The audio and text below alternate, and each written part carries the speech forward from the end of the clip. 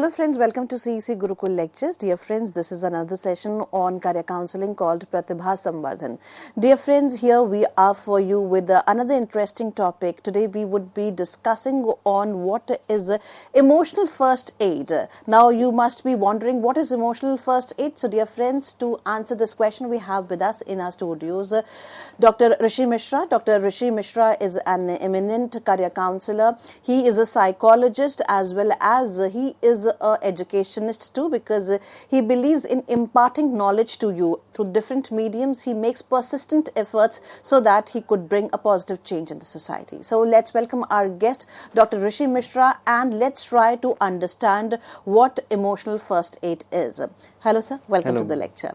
So as we have introduced today's topic that we are going to talk on emotional first aid. Right. Now talking about emotions and then going towards first aid, lots of questions are appearing into the mind. But first of all, what is emotional first aid, and Right. are there any elements or components which define the emotional first aid? Right. So, when we talk about emotional first aid, the main thing which comes to our mind is that why we are talking about emotional first aid, why we are talking about first aid itself. So, when we talk about going for a career, deciding for a career, और otherwise जब हम ये सोचते हैं कि हमें आगे life में कैसे क्या करना है एकेडमिक्स में लाइफ में, then we need tools to study. Like we have tools, books और laptop, computers, we have these tools to study. Similarly, there are tools to help when we are in an emergency situation. So that is the reason then we are talking, apart from what in careers, how in careers, when in careers, what we are talking right now about your own self, because it is from your own mind, it is from your own emotions and aspirations you are going to be a successful person in life. Now when we talk about first aid, इसको अगर हम एक और form में देखें बहुत simple से तरीके से, जब आप एक 10 साल के बच्चे से पूछते हैं कि अगर आपको चोट लग जाएगी तो क्या होगा, देन हम सब एक इमेजिन कर सकते हैं, एज्यूम कर सकते हैं कि बच्चा जो है वो ये कहेगा कि जब मेरे को चोट लग जाएगी I will apply first aid, bandaid, या उसमें डेटॉल लगाना है या जैसे भी करना है या डॉक्टर को दिखाना है. वो यही आंसर देते हैं. अगर एक नॉर्मल बड़े इंसान से या एक बड़े बच्चे से हम पूछें कि आपको अगर कोई इमोशनल ट्रॉमा होता है लाइफ में, कोई रिजेक्शन होता है लाइफ में, कोई डिप्रेशन होता है लाइफ में, या लोनलीनेस की प्रॉब्लम होती है, या एंजाइटी होती है, या इमोशनल आउटबर्स्ट होते हैं, देन आप क्या करते हैं? देन हम लोग ज़्यादा से ज़्यादा ये बोलते हैं कि we will move ahead, we will talk to someone, किसी से हम बात करेंगे कि हम इस प्रॉब्लम से कैसे निकल सकते हैं. समटाइम्स हम कहेंगे कि नहीं ये ज़्यादा बड़ी प्रॉब्लम नहीं है, so we can ignore it, right. But is it always feasible? क्या ये हमेशा पॉसिबल होता है कि हम अपने रिजेक्शन के ट्रॉमा से या लाइफ के डिप्रेशन से या सैडनेस से बाहर निकल सकें? समटाइम्स ये बहुत ही मुश्किल होता है और कई बार नहीं होता है. सो ये जो प्रॉब्लम्स होती हैं लाइफ में, इसमें हमारे को एक स्ट्रैटेजी चाहिए, एक टूल चाहिए, एक सिस्टम चाहिए जिसको हम यूज़ कर सकें, और जितना हम इसको यूज़ करेंगे तो more habitual and more efficient and we become in using these tools. हम इन टूल्स के बारे में बात करेंगे. उससे पहले हम बात करते हैं एक इमोशनल ट्रॉमा से, जिसको हम कहते हैं emotional trauma of being rejected. ये रिजेक्शन होता है जब आप स्कूल में पढ़ते हैं, किसी क्लास में आप रिजेक्ट हो गए, किसी क्लास में आप फेल हो गए, सो आपके अंदर एक फीलिंग आती है दैट आई एम रिजेक्टेड. दूसरी फीलिंग कब आती है?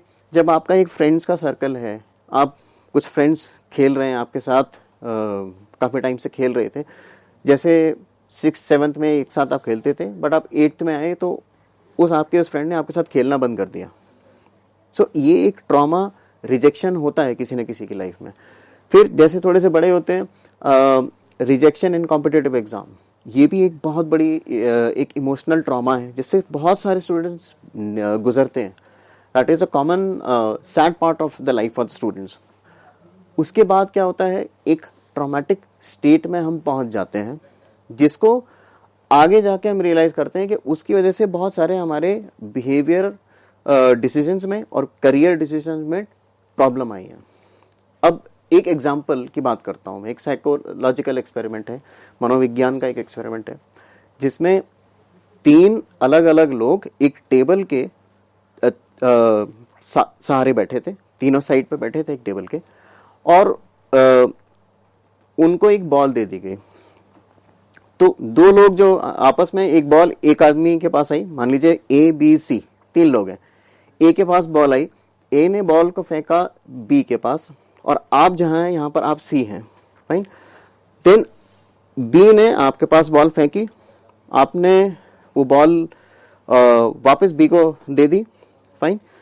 कुछ देर बाद सिनेरियो ये होता है कि ए और बी आपस में खेलते रहते हैं और वो बॉल कभी भी सी को नहीं मिलती है। तो जब ये प्रोसेस होता है तो एक फीलिंग ऑफ रिजेक्शन आती है। अब ये एक्सपेरिमेंट एक किया गया था जिसमें लोगों को इस तरह से प्लेस किया गया था। इसका एक ऑनलाइन एक्सपेरिमेंट भी है जिसके अंदर लोगों को इस तरह से प्लेस किया गया है कि 3 लोग होंगे और वो आपस में खेलेंगे, लेकिन तीसरे इंसान को नहीं देंगे। यहां से हमारा एक और बात शुरू होती है जिसको हम कहते हैं rejection. Rejection knows no reason. तो अगर हम रिजेक्ट होते हैं या हमें कोई रिजेक्ट करता है, देन वहां पर हम रीजनिंग नहीं करते, because it is something which is attached to our emotions. यहां पर जब इन लोगों से एक क्वेश्चनर दिया गया, इनसे पूछा गया कि ओके, अगर आपका रिजेक्शन हुआ, आपको एक कैसा लगा जब 3 लोग बॉल खेल रहे हैं, आप भी वहां पर बैठे हो, आपने भी एक बार बॉल को रिटर्न किया, लेकिन आपको किसी ने इन्वॉल्व नहीं किया, फिर उसके बाद वो लोग आपस में खेलते रहे। सो आपको ये रिजेक्शन कैसा लगा? बहुत सारे लोगों ने बोला कि नहीं, हमें कुछ बड़ा नहीं लगा, कुछ प्रॉब्लम नहीं थी और it's a part of life. लेकिन जब उनका साइकोमेट्रिक एनालिसिस किया गया, जब उनका फीडबैक एनालिसिस किया गया, मतलब ब्रेन के सर्किट्स के साथ अगर एक वायर लगा दें, उस एनालिसिस के बाद ये पता चला कि उनका वही ब्रेन का एरिया एक्टिवेट हुआ था जो ब्रेन का एरिया एक फिजिकल इंजरी होने से होता है ना। सो इसका मतलब क्या है कि internally we generate those feelings, हमारे अंदर वो फीलिंग्स आ जाती हैं कि नहीं, अब हमारे को रिजेक्ट किया गया है, या कहीं से हमारे को बाहर निकाला गया है, या किसी चीज से हमारे को अलग रखा गया है। सो ये सेम एरिया एक्टिवेट हुआ ब्रेन का। अच्छा, तो जब हमने क्वेश्चनर लिया तो हमने देखा कि लोगों ने कहा कि कुछ खास फर्क नहीं पड़ा, भाई। सो अब यही जब बायोलॉजिकल सेंस में हम देखते हैं तो बहुत ज्यादा असर पड़ा था। अब यहां पर जब लोगों को जब फिर हमने आगे जब जाके देखा तो मैंने इस एक्सपेरिमेंट में थोड़ा सा चेंज किया। मैंने इस एक्सपेरिमेंट के अंदर लोगों को बता दिया कि 2 लोग ऐसे खेलेंगे और आपको जो है वो बॉल एक बार देंगे, लेकिन बाद में अपने आप खेलने लग जाएंगे। ये एक एक्सपेरिमेंट है। जब ऐसा बता दिया गया किसी को, देन उनको लगा कि हाँ, क्योंकि I am not emotionally attached to that thing because I have information. मुझे पता है कि वो 2 लोग आपस में खेलेंगे, उसके बाद वो बॉल मेरे को नहीं देंगे। सो इससे क्या हुआ कि इन्फॉर्म डिसीजन था मेरा। इसीलिए जैसे अभी हम एक चीज को प्रेजेंट कर रहे हैं, हम एक चीज के बारे में डिस्कस कर रहे हैं, तो यही इन्फॉर्म डिसीजन अगर आपकी लाइफ में ही होता रहेगा, then what you will see is कि जब भी ऐसा रिजेक्शन कम सिस्टम आता है, देन हमारे को इतनी हर्ट नहीं होती, तो हमारे को इतना इमोशनली इससे ट्रॉमा नहीं होता, राइट। अब इसी एक्सपेरिमेंट के अंदर अगर मैंने 2 नॉन पीपल रखे, मतलब सामने जो लोग बॉल से खेल रहे हैं वो आप ही के जानने वाले हैं, आपके फ्रेंड्स हैं, आपके ऑफिस में हैं या कहीं भी हैं, और उसी एक्सपेरिमेंट में फिर मेरे से पूछा गया कि वो लोग जो आपस में खेल रहे हैं, लेकिन वो आपको बॉल एक बार देंगे, दोबारा पास नहीं करेंगे। नेक्स्ट क्या हुआ कि मेरी जो हर्ट थी वो थोड़ी सी बढ़ गई, राइट। सो हर्ट क्यों बढ़ी? मेरे अंदर जो ट्रॉमा था जो मैंने ब्रेन वेव्स जो मेरी उस टाइम पे जो मैंने क्या कहते हैं कैथोड या लगा के देखा एक्सपेरिमेंट में, तो सेम एरिया उसी इंटेंसिटी से स्टिमुलेट हुआ था ब्रेन का। रीजन इज कि वहां पर आ जाती है ऑब्जर्वेशंस। जब when I feel that I have been observed by someone which whom I know, जिनको मैं ऑब्जर्व कर रहा हूँ उनको बहुत अच्छी तरह से जानता हूँ, वहां मुझे ये लगने लगता है कि इतना अगर मेरे को ऑब्जर्व किया जा रहा है, so I should be a good role model, right. सो ये जो रिजेक्शन के मैकेनिज्म है, इसको स्टडी करने के लिए हमने ये चीज इस एक्सपेरिमेंट को यूज किया। रिजल्ट मिला कि yes this is a traumatic situation. अब बात करते हैं फर्स्ट एड की, क्योंकि मोस्ट ऑफ द बुक्स अगर आप सर्च करेंगे साइकोलॉजी की या वैसे भी, they are only talking about the problem. अब सोल्यूशन की बात अगर हम करते हैं तो पहली इंपॉर्टेंट सोल्यूशन ये होता है कि जैसे कोई भी प्रॉब्लम होती है उसका डायग्नोसिस ये हुआ, अब सोल्यूशन पहला ये रहेगा कि you evaluate your own self. जब आप अपने आप को इवैल्यूएट करते हैं तो how do you do that? Do you put a critical self analysis और you put a neutral self analysis? कहने का मतलब यह है कि क्या अगर आप अपने आप से पूछो कि मेरे को रिजेक्ट क्यों किया गया, सपोज आपने एग्जाम दिया, कोई कॉम्पिटिटिव एग्जाम दिया, आईटी जेईई दिया, नीट दिया, वहां आपने बहुत अच्छी तरह से आपने अपने आप को प्रिपेयर किया था, फाइन। देन अब आप ये देखते हो कि पहले इवैल्यूएट करते हो कि मेरी गलती कहाँ रही, कहाँ से मुझे इंप्रूव करना है, कैसे मुझे इंप्रूव करना है। वहां पर क्या है कि then you go for a mock test, fine. अब आप इसी इवैल्यूएशन को थोड़ा सा सब्जेक्टिव कर दें, जैसे कि अगर आपने वो एरिया कवर नहीं किया, आपके मार्क्स में कम रह गए, उसके साथ अगर आप एक चीज जोड़ दो कि आई थिंक मैं इतना लायक नहीं हूँ, मेरी आईक्यू कम है, फाइन, एंड कि मैं इसको कर नहीं पाऊंगा मैं। सो इस टाइप के एटीट्यूड से अगर आप इवेल्युएट कर रहे हो, इसका सिंपल सा 2 वर्ड स्टेटमेंट है, सेल्फ एस्टीम इवेल्युएशन कर रहे हो आप। तो अगर आप अपनी सेल्फ एस्टीम का इवेल्युएशन कर रहे हो उस रिजेक्शन की वजह से, then you are not able to solve your problem. So अब इसीलिए जो हम पहले हमने बात की है सेल्फ असेसमेंट। तो सेल्फ असेसमेंट में you have to assess about your skills. Suppose skills यहां पर क्या आ रही है नीट के एग्जाम में, मैथमेटिक्स के स्किल हो गए, या फिर नोट मेकिंग स्किल हो गए, या माइंड मैपिंग स्किल हो गए। सो डिफरेंट टेक्निक्स को यूज किया है आपने। सो ये ऑब्जेक्टिविटी सेल्फ एवेल्यूशन में रहेगी, तो you will be able to solve your rejection problems. And why it is important to solve rejection problem is because ये एक साइकोलॉजिकल ट्रॉमा है जिसके साथ बहुत सारे अलग अलग ट्रॉमास अटैच होने लग जाते हैं। जैसे कि अगर आपका रिजेक्शन का ट्रॉमा आपके अंदर बना रहा, तो क्या रहेगा कि आपकी सेल्फ एस्टीम लो होती रहेगी और उसके साथ में डिफरेंट टाइप ऑफ प्रॉब्लम्स जुड़ते जाएंगे।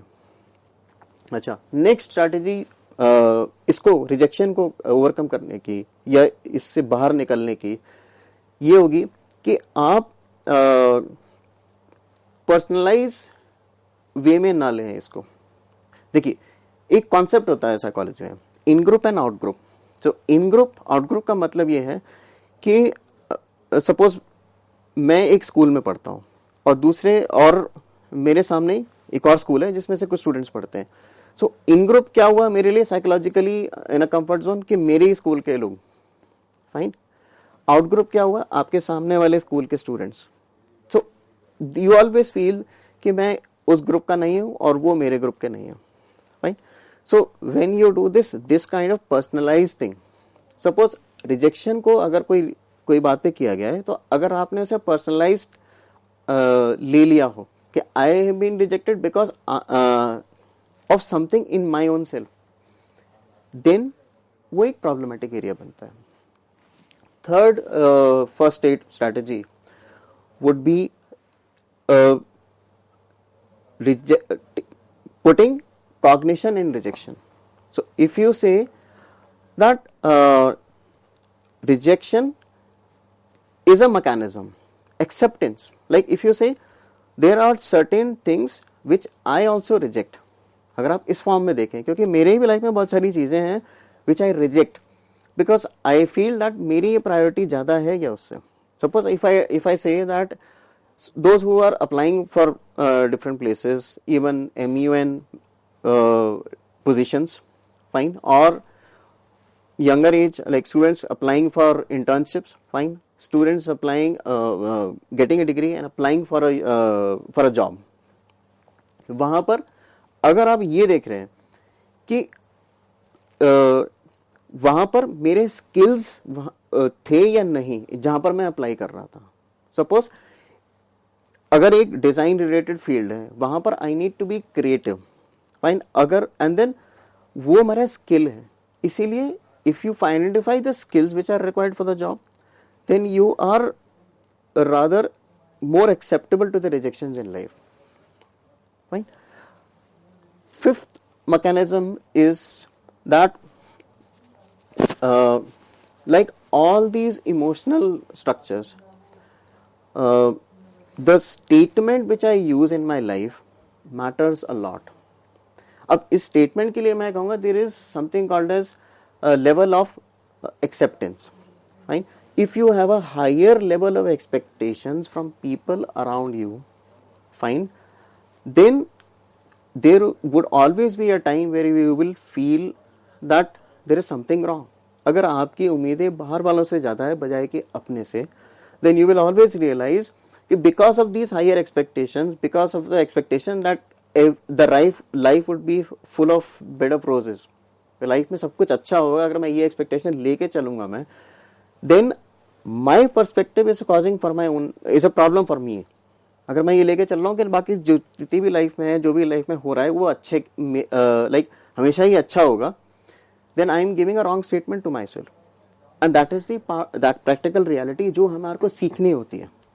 Right, because when we are in school, when we are at a younger age, हमें ये क्रिएट किया जाता है कि you will be life would be good, everything would be good, just as to motivate us at the level at which we can understand कि ये सब चीजें मुझे बोली गई थी. बट अब एक टाइम है कि आपको रियलिटी सीखनी होगी. रियलिटी इज कि expectation has to be more from your own self rather from people around you. अगर आप अपने आप से एक्सपेक्टेशन ज्यादा रखेंगे, in the sense if I am lacking somewhere, I think I am not managing my time और my life. अगर हम इस एंगल से देखेंगे किसी भी चीज को, तो I think we will start accepting and learning more skills. And opposite ये रहेगा कि इफ आई एक्सपेक्टेशंस कि यस मैंने ये किया था तो मुझे ये मिलना ही चाहिए था, then I think we all need to do a recheck in that case. So emotional first aid would be first to have like no personalized statement for your own self. Second thing is give objectivity to your emotional to the problem which you are facing, like problem of rejection. इसके लिए आपको you need to be more objective. Third thing is you have to understand that it is not a group part. कोई ऐसा एक group का issue नहीं है. Fourth would be identifying the skills which are required for any kind of thing, like job हो गई, interview हो गई, academics हो गई. You have to identify the skills which are required to deal with these kind of thing. So ये जो traumas होते हैं, initially मैं बताऊं कि अगर एक emotions को एक cover समझ लें, आपकी brain के ऊपर एक skin समझ लें, so जब आपका ये trauma बहुत छोटा सा होता है तो उसको हम कहते हैं emotional scars. अगर emotional scars आपका बहुत छोटा है और उस टाइम पे अगर आप heal नहीं कर रहे हैं, तो आगे आने वाला टाइम ऐसा हो जाता है कि ये जो इमोशनल पिन्स होते हैं, ये जो ट्रबल्स होते हैं, ये आपके स्किन को आर पार कर देती हैं. They pierce through your skin of like confidence, self esteem and emotions. अगर हमने पियर्स कर दिया और नीचे चले गए हम, देन उसके बाद उस ट्रॉमा को हील करना डिफिकल्ट हो जाता है. So most important is that every time और in every situation we cannot run to a mental health therapist, and even when we go to a therapist, we need our own involvement to get better with these problems. So यहाँ पर focus ये होना चाहिए कि you do a thorough analysis of things rather than and at the right point of time अगर हमने इस emotional first add में अगर आपने आपको इस फर्स्ट एड को देने में डिले कर दिया, then things can go haywire, आगे भी प्रॉब्लमेटिक हो सकती है। उसके साथ ही अगर हम आगे इसको ऑब्जेक्टिवली देखें कि our own personal life and our career choice and our career decisions, they are always connected with each other. और अगर हम इस कनेक्टिविटी को अगर समझेंगे तभी इसका सोल्यूशन ले पाएंगे। लाइक एक और एक्सपेरिमेंट था, हाउथॉर्न एक्सपेरिमेंट, कभी आप लोगों ने कभी सुना भी होगा, पढ़ा भी होगा उसके बारे में। उस एक्सपेरिमेंट के अंदर क्या किया गया था कि एक फैक्ट्री थी, फैक्ट्री के अंदर बहुत सारे वर्कर्स थे और वो वर्कर्स जो थे उनके लिए जो लाइटिंग कंडीशन और वो सब थी वो सारी अच्छी बनाई गई थी। ये देख और उनका पर्पस ये था कि चेक करना कि फैक्ट्री में number of units produce, I think कोई बॉटलिंग प्लांट था या ऐसे कुछ था जिसके अंदर नंबर ऑफ यूनिट्स जो थे वो निकलते थे। सो जब एम्प्लॉय मोटिवेटेड होते थे तो उन्होंने देखा था कि नंबर ऑफ यूनिट्स जो हैं वो ज्यादा आ रहे हैं किसी बॉटलिंग प्लांट में, और जब एम्प्लॉइज डिमोटिवेटेड होते थे तो उन्होंने मेजर किया था कि इस तरह से बॉटलिंग के जो प्रोडक्ट्स पाउंड्स थे वो कम हो रहे थे। सो यहाँ पर एक्सपेरिमेंट बहुत इजी था करना, बिकॉज ऑब्जेक्टिवली हमारे को पता था कि आपके इमोशंस एंड मोटिवेशंस किस तरह से रोल प्ले कर रहे हैं आपके आउटपुट देने में। इसी एक्सपेरिमेंट में जब हमने धीरे धीरे उसके अंदर चेंजेस शुरू किए, लाइक लाइटिंग कंडीशंस अच्छी कर दी उस एक्सपेरिमेंट के अंदर, फिर हमने देखा कि लोगों के आउटपुट थोड़ा सा बढ़ गया है, बिकॉज उनको लगा कि लाइटेड एनवायरनमेंट है and we are feeling good. ये जो इफेक्ट था ये बहुत छोटे टाइम तक चला। So that was almost like for 50 days उसका आउटपुट अच्छा रहा, उसके बाद फिर से वो ड्रॉप करने लग गया। सो उसके बाद ऐसे ही करते करते उन्होंने धीरे धीरे सिटिंग अरेंजमेंट्स, लाइटिंग, वेंटिलेशन, ये सारी चीज़ों को चेंज किया। एंड फिर उसके बाद उन्होंने फिर देखा कि लोगों का मोटिवेशन कुछ टाइम तक बढ़ता है, फिर वापस उसी लेवल तक आ जाता है। सो इस हाउथॉर्न एक्सपेरिमेंट का इमोशन रिलेटेड थिंग्स, चीज़ों का हम रिलेट करें तो ये है कि even if you load yourself with materialistic things but your emotional trauma are there in place, even then it is very difficult to come out of that problem. तो यहाँ पर जैसे हमने देखा कि लोगों को हमने एक्सटर्नल इवेंट्स, एक्सटर्नल चीजें दे दी, लाइटिंग अच्छी कर दी, सिटिंग अरेंजमेंट अच्छा कर दिया, वेंटिलेशन कर दिया, एसी रूम्स वहां पर क्रिएट कर दिए, वहां से क्या हुआ, एक्सटर्नल हेल्प दे दी मैंने लोगों को, बट और मटेरियलिस्टिक चीजें दे दी, but the result was for a very short span of time. I think 5 महीने के लिए, 6 महीने के लिए, 7 महीने के लिए वो इफेक्ट था। People were happy with these things. उसके बाद वापस डिप हो गया आपके मोटिवेशनल लेवल्स में। सो यही समझने वाली चीज है कि यहाँ पर like the Hawthorne's experiment, same thing applies in our own emotional self help.